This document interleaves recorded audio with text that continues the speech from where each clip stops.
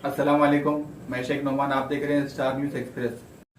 अस्सलाम वालेकुम दोस्तों, आप लोग देख रहे हैं स्टार न्यूज़ एक्सप्रेस और मैं आपका दोस्त मुस्तफ़ा दरार हूँ।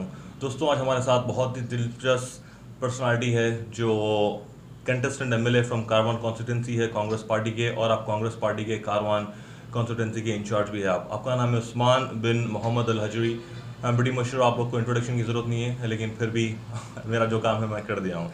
ठीक है, आज हम उनसे कुछ सवाल करते हैं मौजूदा हालात के बारे में, और हमारा ये प्रोग्राम का नाम है हल्ला बोल ऑन मौजूदा हालात। ठीक है, तो मेरा पहला सवाल और मुबारकबाद के साथ हाजी साहब, अस्सलाम वालेकुम। वालेकुम आपका अस्सलाम। इस्तकबाल है हमारे स्टूडियो में। शुक्रिया। मैं आपको दिल से मुबारकबाद देता हूँ। रेवंत रेड्डी साहब जो ऑनरेबल मेंबर ऑफ पार्लियामेंट है मल्काजगिरी के, आप प्रेसिडेंट बन चुके हैं तेलंगाना कांग्रेस के, और आमिर जावेद साहब वाइस प्रेसिडेंट है। तो ये जो न्यू दो फेसेस है, बहुत ही दिलचस्प फेसेस है और पब्लिक इनको पसंद भी करती है। तो हम क्या एक्सपेक्ट करते हैं, आवाम क्या एक्सपेक्ट कर सकती है इनसे? देखिए, अल्लाह का फजल है, ये बहुत अच्छी बात है कि दोनों के अलावा जो टीम है वो उसमें अच्छे लोगों को लिया गया है। और इसमें ऐसा भी नहीं है कि साबिका हमारे प्रेसिडेंट साहब जो अभी भी हैं वो मतलब अभी चार्ज नहीं लिए, उत्तम कुमार रेड्डी साहब नहीं दिए चार्ज। लेकिन डिक्लेयर हो गया है हमारे रेवंत रेड्डी साहब को। उनके स्ट्रैटेजी अलग रहती थी और वो भी बहुत अच्छे यानी लोगों को लेके चलने वाले प्रेसिडेंट हैं, और काफ़ी उन्होंने भी तंजीमी काम किया। लेकिन रेवंत रेड्डी साहब का आना, एक पब्लिक फिगर है, अवाम जो उनको बहुत ज़्यादा अवाम से अट्रैक्ट है, अवामी मसाइल को यानी बेलाग बग़ैर कोई हिचकिचाहट के सामने जाते हैं और हुकूमत से टकराते हैं। हुकूमत के आपको मालूम है कि कई केसेस, कई बार उनको जो भी उठता हुकूमत के ख़िलाफ़, हुकूमत की जानिब से उसको दबाने की कोशिश की जाती है। इसी तरह रेवंत रेड्डी साहब को भी बहुत ज़्यादा कोशिश की गई। हालिया अरसे में आपने देखा, तकरीबन 3 माह कबल उन्होंने जो पदयात्रा की थी, हज़ारों लोग उनकी हर गांव में उनका इस्तकबाल किए। और एक उम्मीद की किरण है कि ऐसे वक्त जब करप्शन स्टेट में और सेंटर में 400 यानी हर जगह करप्शन है, इस वक्त रेवंत रेड्डी साहब का आना अवाम बिलखुसूस नौजवानों में जोश व जज्बा, जोश व खरोश पैदा हुआ। और हम पार्टी सबका एहतराम करते हुए नई क़यादत को मजबूत बनाने के लिए सब लोग मिलकर एक नए जज्बे के साथ काम करेंगे। जी, जैसा देखा गया था कि टीडीपी एक टाइम पर थी, 2 टर्म थे उनके, उसके बाद में वाईएसआर साहब पदयात्रा कर रहे थे और उसके बाद उन्होंने जीता था। तो क्या ये रेवंत रेड्डी साहब हमारे वही नक्शे कदम पे चल रहे हैं? रेवंत रेड्डी बिल्कुल वो वैसे ही किस्म के नौजवान कायद है। उनका एक जैसा पारा एक जगह नहीं जमा रहता, वो भी हमेशा हरकत में रहते। और उनका भी अज़्म यही है कि पूरे स्टेट में पैदल दौरे पे निकल जाएंगे। और अवाम के साथ जो नाइंसाफ़ी हो रही, महंगाई, किसानों के साथ जिस तरह से यानी जबरन उनके ऊपर क़वानीन लागू कर दिए गए, उसके ख़िलाफ़ हमारे रेवंत रेड्डी साहब एक उम्मीद की किरण है। ज़रूर यही काम उन्होंने शुरुआत करेंगे। चलिए, बहुत अच्छी बात है आवाम के लिए।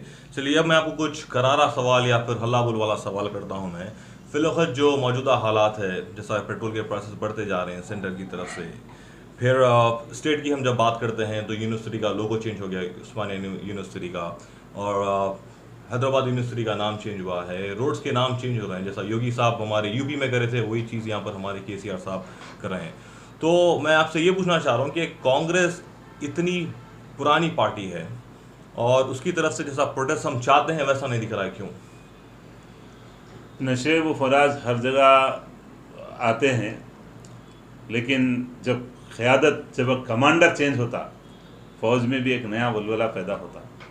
और जो हुए जो भी मसाइल उसको बशेपुश डालकर अब नया जो विज़न तेलंगाना का रेवंत रेड्डी साहब के क़यादत में जो अवाम के सामने आ रहा है, ख़ुद अवाम में जो जिस तरह से जोश और जज्बा और दूसरे पार्टी के लोग जिस अंदाज में आप देखते जाइए काफ़ी पैमाने पे दूसरे जमातों से कांग्रेस पार्टी में दोबारा शमूलियत इख्तियार करेंगे।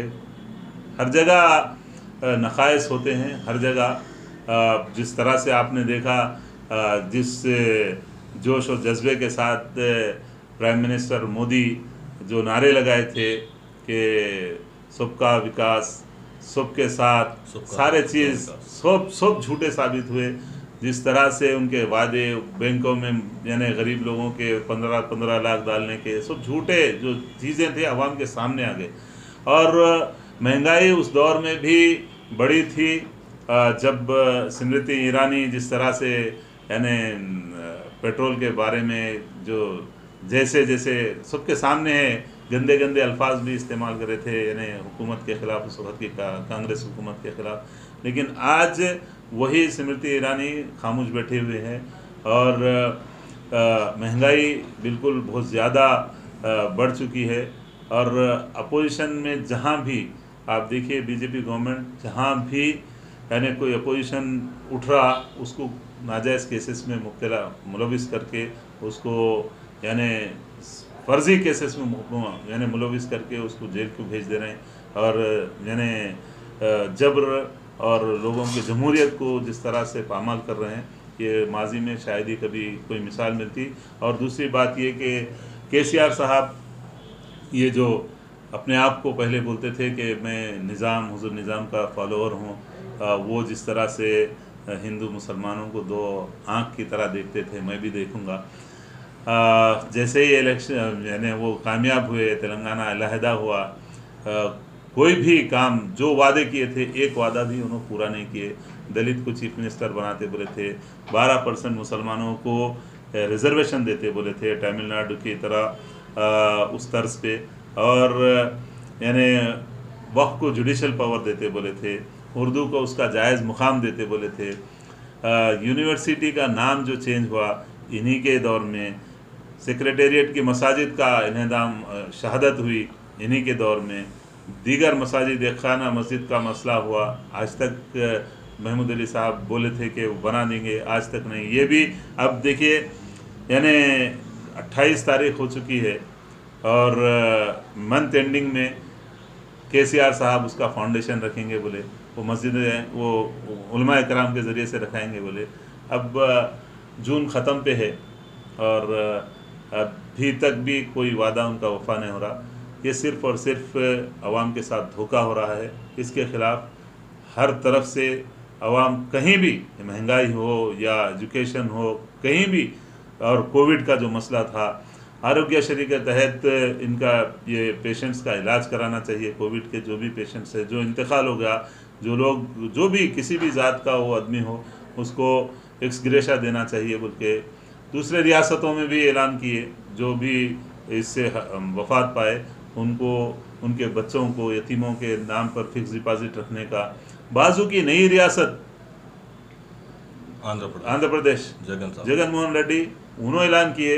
ये तो पुरानी हमारा रेवेन्यू, हमारे हर चीज़ यहाँ मौजूद है, लेकिन सिर्फ सिवाय खर्च के बोझ तले मज़ीद दबते और कुछ भी यहाँ पर डेवलपमेंट में, खाली डेवलपमेंट का नाम लिया जा रहा है, कोई नहीं बल्कि खर्च लेकर ये चीज़ें की जा रही है। मज़ीद अवाम बोझ, खर्च के बोझ तले दबती जा रही है। सब यही तो अवाम का सवाल है। एक स्टेट गवर्नमेंट हो या सेंट्रल गवर्नमेंट हो, जब काम करती है, जब अपने कमिटमेंट्स पूरे करती है, तब उसके बाद अपोजिशन का जोर होता है। जब अपोजिशन प्रोटेस्ट करती है, वो चीज़ माफ़ी चाहता हूँ आपसे कहने के लिए, वो नहीं दिख रही है। जबकि हम ये एक्सपेक्ट कांग्रेस से कर सकते हैं कि भाई एक मास प्रोटेस्ट हो जिसमें पेट्रोल के भी प्राइसेस कम हो और दूसरे जो स्टेट गवर्नमेंट के, सेंट्रल गवर्नमेंट के जो वादे हैं वो पूरे हो। देखिए प्रोटेस्ट हो रहा है। पिछले हफ्ते भी मैं खुद भी अरेस्टिंग दिया। पेट्रोल और डीजल के जो दाम जिस तरह से बढ़ते जा रहे हैं, उस सिलसिले में हर ज़िले में, हर डिस्ट्रिक्ट में, हर कॉन्स्टिट्यूंसी में, हर स्टेट में, पूरे इंडिया में इसके खिलाफ एहतजाज हो रहा है। और चूँकि मीडिया पर सारे का सारा मोदी का राज है, उनके जो चैनल्स है तकरीबन उन्हीं के लिए, बीजेपी के लिए काम करते, गवर्नमेंट के लिए काम करते, इसलिए वो प्रोटेस्ट को छुपाया जा रहा है। जी।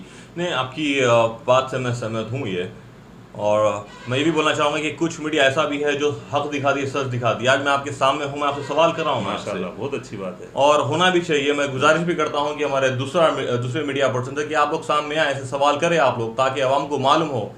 और उम्मीद है कि जैसा आप हाजू साहब बताए हैं कि प्रोटेस्ट और बढ़ेगा, साथ में आवाम को एक राहत मिलेगी, पेट्रोल के प्राइसेस कम होंगे, एलपीजी के जो प्राइसेस हाई हो चुके हैं इंशाल्लाह वो भी कम होंगे। अभी तो ये भी सुनने में आया कि हर दिन का फ्लक्चुएशन होगा एलपीजी का जी, रेट्स का, किचन का, जो है मैं जो आर्टिकल पढ़ रहा था। जी। तो अब ये जो हम बात करेंगे साहब के ख़ास तौर पे हमारे स्टेट के बारे में, वक्फ बोर्ड का जुडिशल पावर अभी तक नहीं मिला है जी, ना ही 12% रिजर्वेशन मिला है। चलिए 12% नहीं, कुछ कम की मांग क्यों नहीं करती है कांग्रेस? दे ही नहीं सकती, क्योंकि ऑलरेडी फिक्स हो चुके हैं।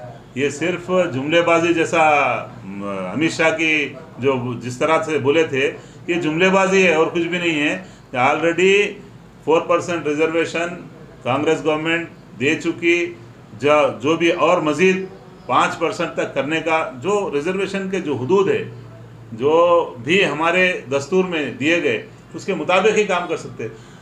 क्या जो इन्होंने वादा किया था, क्या वो वादा पूरा कर सकते? कभी भी 12% नहीं दे सकते, दे ही नहीं सकते। ठीक है, कल के दिन कांग्रेस आती है जी, आगे नेक्स्ट टर्म में अगर आती है कांग्रेस, तो हम क्या एक्सपेक्ट कर सकते हैं आपसे? और हाँ, प्लीज मैं ये भी पूछना चाहूँगा आपसे, जज़ाकल्लाह खैर, मैं अवाम को और तमाम बिलखुसूस मुसलमानों से, चूँकि वक्फ हमारी रीढ़ की हड्डी है, 77,538 एकड़ ज़मीन तकरीबन जी वक्फ की, ये बोले थे हमारे केसीआर साहब कि इसका प्रोटेक्शन करेंगे, इसको अगर कोई मैली आँख से देखेंगे तो हम उसको बहुत बड़ा बहुत ख़तरनाक जुमले इख्तियार किए थे। अब इख्तियार में आने से पहले बहुत बुलंद बांग दावे किए थे। मैं खुद उनके साथ एक इलाका है घटकेसर के करीब, वो जयापल्ली, वहाँ 11 एकड़ ज़मीन हम लोग कब्जा लिए थे। केसीआर साहब बुलाए थे, मैं खुद भी गया था, कब्जा लिए थे। वक्त को हम लोग मजबूत करेंगे। एक तरीक़ा है, हमको रिजर्वेशन की ज़रूरत नहीं है, जो भी है वो ठीक है। हमको वक्फ की जो जायदादें हैं उसकी आमदनी, जो जैसे जलालुद्दीन अकबर साहब जैसे साबिका जो IAS ऑफिसर थे, स्पेशल ऑफिसर थे, अकबर साहब थे, इकबाल साहब थे IPS ऑफिसर, उन्होंने ऐलान किया था कि सालाना वक्फ बोर्ड को कम से कम 5,000 करोड़ की आमदनी हम किराए की सूरत में करके दे सकते। अगर वो हमको मिल जाए तो ये भीख की हमको ज़रूरत ही नहीं पड़ती। हम वो कौम है जो हमेशा अपर हैंड था, मुसलमान वो थे, हमारे आबा अजदाद जो भी हमारे बुजुर्गान दीन वक्फ जो करके गए अपनी ज़ाती प्रॉपर्टीज़ को, उससे होने वाली आमदनी कम से कम, एक और साहब ये फरमाए जलालुद्दीन अकबर साहब, 7,000 करोड़ सालाना इनकम हो सकती है। आप अंदाज़ा लगाइए, गवर्नमेंट हमको देती क्या, ऐलान एक करती, उसका 30% भी खर्च नहीं होता, बाकी का पूरा वापस चले जाता। तो सब यहाँ पर बहुत अच्छा सवाल मेरे दिमाग में आया है कि फिलहाल केसीआर की हुकूमत है साहब की, उससे पहले कांग्रेस की थी, फिर उससे पहले TDP की थी। तो जब कांग्रेस की हुकूमत थी तो जब कोई ऐसा लॉ क्यों पास नहीं हुआ वक्फ प्रोटेक्शन के लिए? जी, कांग्रेस गवर्नमेंट में ही वक्फ अमेंडमेंट एक्ट जो बिल पास हुआ कांग्रेस के दौर में, कि अगर वक्फ की ज़मीन के ऊपर कोई भी अगर कब्जा करा तो उसको FIR कर सकते, उसके ऊपर फौजदारी मुकदमा दायर कर सकते। कांग्रेस की गवर्नमेंट में हुआ हो तो सर अभी आपके पास मौका है करने का, है ना, कर रहे हैं ना। उसी से कई जो जलालुद्दीन अकबर साहब, उसके ज़रिए से 127 FIR कराए। अभी हमारे मौजूदा चेयरमैन जो सलीम साहब है, अच्छे आदमी है, लोग उनके ताल्लुक से कुछ भी बोलने दो, लेकिन मैं एक बात बोलना चाहूँगा, सलीम साहब के बयान आते रहते हैं कि भाई खबरस्तान में फ्री दिया जाएगा, कुछ पैसे नहीं होंगे, लेकिन मैं खुद देखा हूँ, मैं सुना हूँ कि वहाँ पर पैसे ले रहे हैं, सुख कर रहे हैं, बोलो कि जाके कंप्लेन करो, जो करना है करो। तो ये कैसी बात हुई? हाँ, इसका जो मसला है, कई मरतबा हम लोगों ने, वक्फ बोर्ड में अमले की कमी है, स्टाफ नहीं है जी। जब तक के ये हुकूमतों की, ये हुकूमत, हर हुकूमत जो भी आई वक्फ को तबाह करने के लिए, हर हुकूमत यही सोची, अगर वक्फ में कैडर स्ट्रेंथ को बढ़ाया जाए, नए एम्प्लॉयमेंट्स जो जगहें खाली हो चुकी है, उन लोगों को वहाँ पर भर्ती करके एक इंस्पेक्टर वक्फ का 3-3, 4-4 जोन को देखना, 3 डिस्ट्रिक्टों को देखना, कैसा देख सकता? सही बात। हजारों एकड़ जमीन है, उसको प्रोटेक्ट करने के लिए कैडर स्ट्रेंथ की होना जरूरी है। वक्फ को जुडिशियल पावर देना जरूरी है, जो खुद केसीआर साहब बताए थे कि मैं आते ही वक्फ को जुडिशियल पावर दे। अगर वाकई मुसलमानों से हमदर्दी है, केसीआर साहब 12% रिजर्वेशन दे ही नहीं सकते। आप वाकई मुसलमानों के साथ, अब भी हम तो नहीं समझते कि आप मुसलमानों के हमदर्द है, क्योंकि आपकी जो जिस तरह से वादा खिलाफी मुसलसिल होती आई, आपको अगर चाहते अगर मुसलमानों के साथ, तो मुसलमानों को भीगने चाहिए, हमारी वक्फ प्रॉपर्टीज को जुडिशियल पावर वक्फ बोर्ड को दे दीजिए। जिस तरह से इंडोमेंट को, हिंदू प्रॉपर्टीज को जिस तरह से एग्जीक्यूटिव पावर है, वैसा ही पावर हमारे वक्फ बोर्ड को दे दीजिए। वक्फ जायदादें बच सकती, वरना कई फंक्शन हॉल्स बन जाते, कई कॉलोनीज बन जाते, सब ज़मीना है। सो अब मुश्किल से, याद रखिए, मेरे एक आला ओहदेदार से हुकूमत में है जो मुसलमान है, उन्होंने यही बोले कि भाई 20% भी नहीं है, अब 80% से ज़्यादा प्रॉपर्टीज वक्फ की ख़त्म हो गई। और इसके अलावा हर जगह यानी कब्ज़े जारी हैं। कब्ज़े रोकने में नाकाम इसीलिए हो रहे हैं कि वक्फ बोर्ड में अमला नहीं है।